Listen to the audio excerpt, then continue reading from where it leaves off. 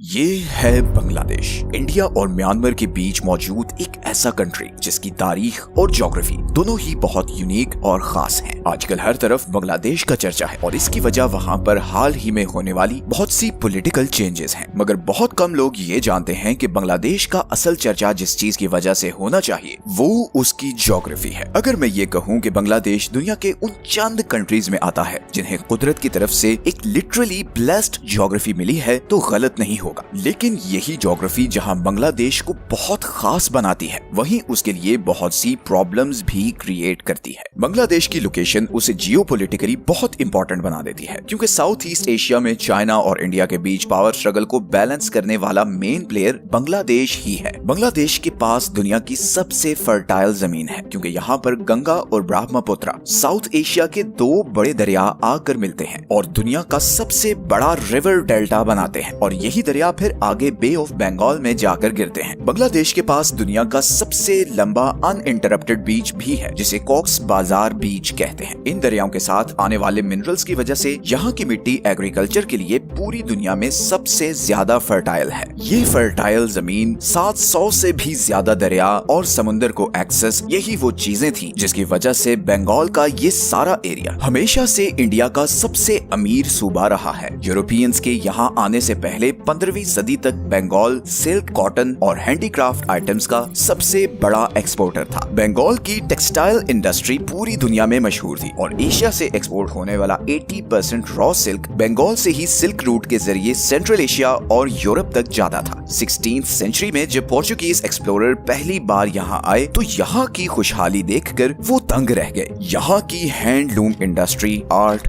Agriculture, इतने resources और industry तो उस वक्त यूरोप में भी कहीं नहीं थी। पोर्चुगीज भाग गए थे कि उन्होंने सोने की चिड़िया डिस्कवर कर ली है। इसीलिए फ्रेंच ट्रैवलर फ्रैंकोis बर्नियर ने लिखा था कि 17th सेंचुरी का बंगाल अपनी पीक टाइम के इजिप्ट से भी ज्यादा खुशहाल था। अब ये वो टाइम था जब पोर्चुगीज एम्पायर पूरी दुनिया के समुद्रों में अपने एक्सप्लोरर्स भेजकर ट्रेड रूट्स और नए कॉन्टिनेंट्स डिस्कवर कर रही थी। उस वक्त यूरोप का एशिया और मिडिल ईस्ट से सारा ट्रेड ये सिल्क रूट के जरिए होता था जो ऑटोमन एम्पायर के कंट्रोल में था। पोर्चुगीज एम्पायर चाहती थी कि वो समुद्र के जरिए किसी तरह डायरेक्टली एशिया तक पहुंच सके, उसे बीच में ऑटोमन एम्पायर से डील ना करनी पड़े और वो एशियन मार्केट से डायरेक्टली सस्ते दाम में माल उठाए और यूरोप लाकर बेचे। इसी कोशिश में जुलाई 1497 में पोर्चुगीज एम्पायर ने एक्सप्लोरर वास्को डिगामा को 170 लोगों के साथ 4 शिप्स पर इंडिया तक का सी रूट डिस्कवर करने भेजा। 10 महीने के खतरनाक सफर के बाद जिसमें कई बार इन्हें समुद्री तूफान का सामना भी करना पड़ा, ये लोग आखिर मई 1498 में मालाबार कोस्ट पर पहुंचे। ये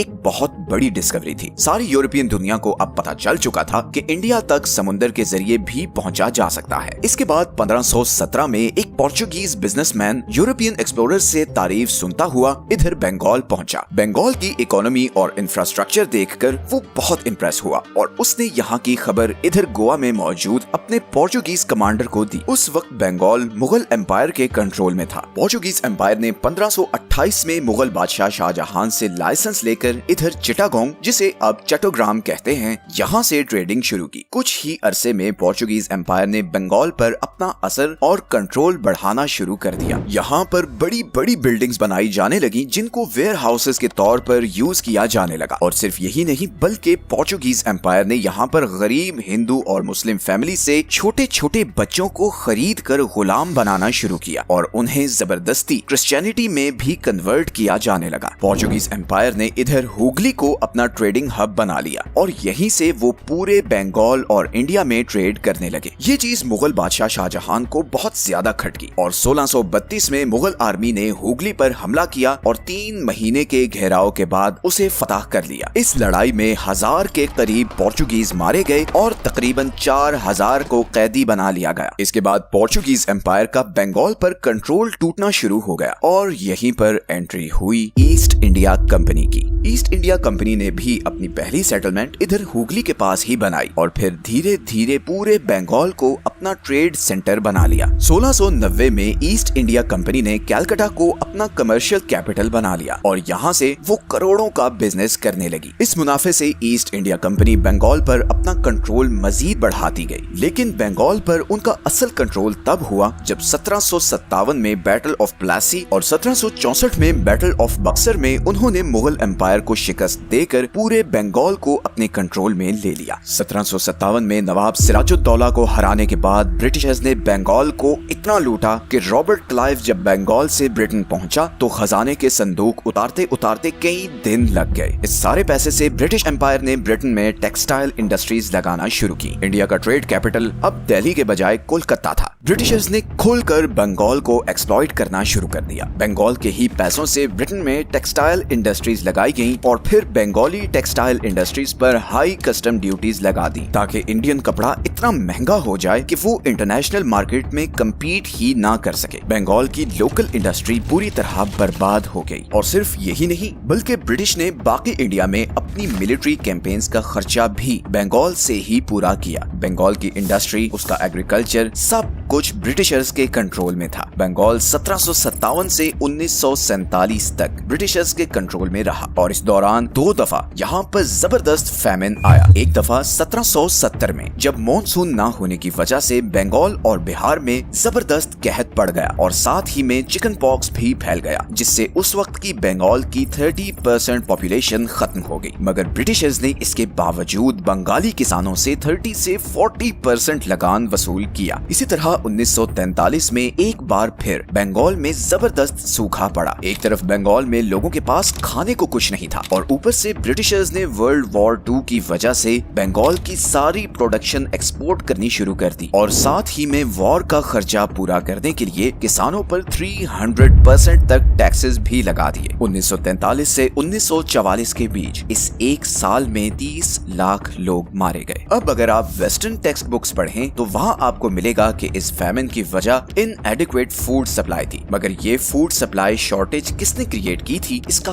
कोई जिक्र नहीं मिलेगा। असल में ये 30 लाख लोग ब्रिटिशर्स की जालिमाना पॉलिसीज की वजह से मरे थे। फिर 1947 में बंगाल हिंदू और मुस्लिम मेजॉरिटी एरियाज की बेसिस पर मजीद डिवाइड हो गया। हिंदू मेजॉरिटी बंगाल बन गया इंडिया का हिस्सा और मुस्लिम मेजॉरिटी बंगाल बन गया पाकिस्तान का हिस्सा, जिसे ईस्ट बंगाल कहा जाने लगा। लेकिन यही ईस्ट पाकिस्तान फिर आगे चलकर 1971 में पाकिस्तान से भी अलहदा होकर एक नया कंट्री बांग्लादेश बन गया। डिवीजन के बावजूद ये नया कंट्री बांग्लादेश एक बहुत ही स्ट्रेटेजिक पोजीशन पर था। बांग्लादेश साउथ एशिया और साउथ ईस्ट एशिया के दरमियान एक नेचुरल लिंक है। कोई भी रीजनल ट्रेड कोऑर्डिनेशन हो, चाहे वो एशियन हो या सार्क, वो बांग्लादेश के बगैर नहीं हो सकती। सबसे बढ़कर बांग्लादेश इंडिया और चाइना दोनों के लिए बहुत ही इम्पोर्टेंट है और उसकी वजह ये है कि इंडिया की सबसे बड़ी जियोग्राफिकल वीकनेस ये सिलीगुड़ी कॉरिडोर है, जिसे चिकन नेक भी कहा जाता है। ये बांग्लादेश और नेपाल के बीच सिर्फ 24 किलोमीटर का चौड़ा रास्ता है, जिसके थ्रू इंडिया अपनी 7 नॉर्थ ईस्टर्न स्टेट्स के साथ कनेक्टेड है, जिन्हें 7 सिस्टर्स भी कहा जाता है। इन स्टेट्स में असम, मणिपुर, मेघालय, मिजोरम, नागालैंड, त्रिपुरा और अरुणाचल प्रदेश शामिल हैं। अब चाइना अरुणाचल प्रदेश पर अपना क्लेम करता है, मगर ये स्टेट इंडियन कंट्रोल में है। इसी तरह इंडिया के नॉर्थ ईस्ट में नेपाल, तिब्बत और भूटान के बॉर्डर के साथ सिक्किम है, जिसे 2003 में आकर चाइना ने इंडियन स्टेट के तौर पर रिकॉग्नाइज किया और बदले में इंडिया ने भी तिब्बत को चाइना की टेरिटरी के तौर पर एक्सेप्ट कर लिया। इस सारे नॉर्थ ईस्टर्न रीजन में करीबन 5 करोड़ लोग रहते हैं और अगर चाइना किसी भी वॉर की सूरत में इस सिलीगुड़ी कॉरिडोर तक पहुंचकर इसे चोक कर दे तो इंडिया अपने सारे नॉर्थ ईस्टर्न एरिया से कट ऑफ हो जाएगा और जाहिर है सप्लाई लाइन कट होने की वजह से चाइना के लिए इधर कब्जा करना भी आसान हो जाएगा। इसीलिए इंडिया और चाइना दोनों के लिए बांग्लादेश बहुत खास है, क्योंकि ये 7 स्टेट्स सबसे लंबा बॉर्डर बांग्लादेश के साथ शेयर करती हैं। यहाँ पर एक और बहुत इंटरेस्टिंग चीज ये है कि बहुत से लोग ये समझते हैं कि इंडिया का सबसे लंबा बॉर्डर चाइना के साथ है, जबकि इंडिया का सबसे लंबा बॉर्डर बांग्लादेश के साथ है और इसीलिए इंडिया बांग्लादेश के साथ फ्रेंडली रिलेशंस चाहता है, ताकि न सिर्फ ये कि सिलीगुड़ी कॉरिडोर को हर सूरत सेफ रख सके, बल्कि उसकी साउथ ईस्ट एशिया और अपनी नॉर्दर्न स्टेट्स के साथ भी स्मूथ कनेक्टिविटी हो। अब दूसरी तरफ चाइना अपनी मैरीटाइम सिल्क रोड स्ट्रेटजी में बांग्लादेश को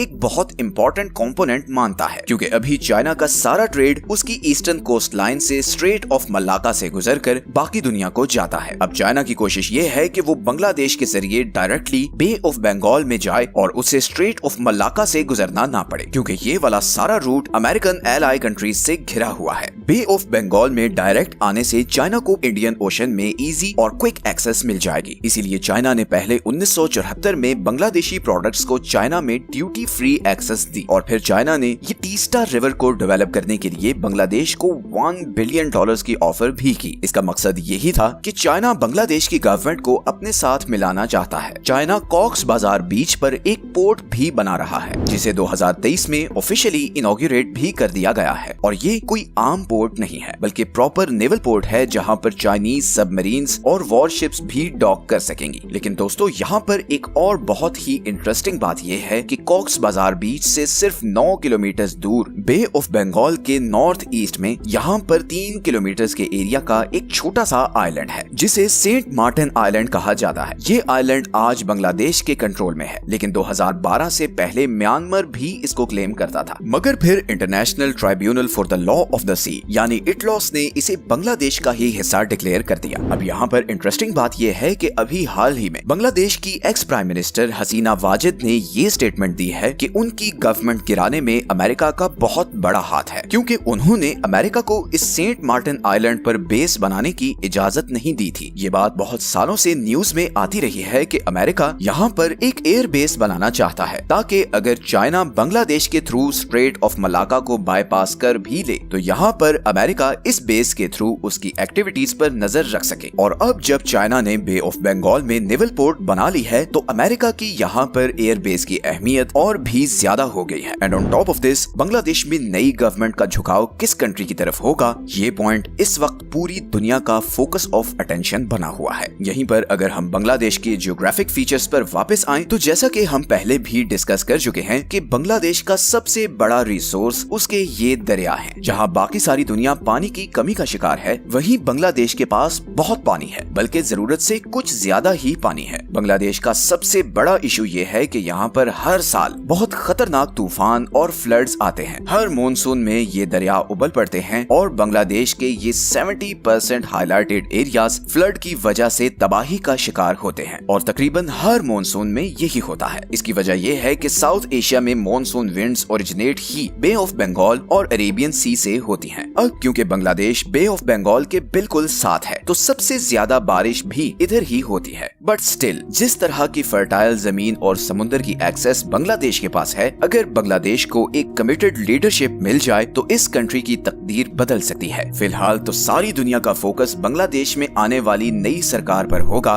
बिकॉज वो ही साउथ ईस्ट एशिया का पावर बैलेंस डिसाइड करेगी। मेरी तो दुआ है कि बांग्लादेश के हालात जल्द से जल्द ठीक हों और वो अपने अनटैप्ड पोटेंशियल से भरपूर फायदा उठाए। ये हैं वो सारे सोर्सेज जहां से हमने इस वीडियो के लिए कंसल्ट किया है। वंस अगेन अगर आपको ऐसी ज्योग्राफी और मैप एनिमेशन वीडियोस में इंटरेस्ट है तो कंट्रीज ज्योग्राफी के नाम से प्लेलिस्ट को जरूर देखें। उसमें ऑलरेडी 10 से ज्यादा कंट्रीज की ज्योग्राफी, हिस्ट्री और फैक्ट्स को हम ऐसे ही डिस्कस कर चुके हैं। आज की वीडियो के एंड में भी आपको उसका लिंक मिल जाएगा। मिलते हैं नेक्स्ट वीडियो में एक और इंटरेस्टिंग टॉपिक के साथ। अपना ख्याल रखें। अल्लाह हाफिज।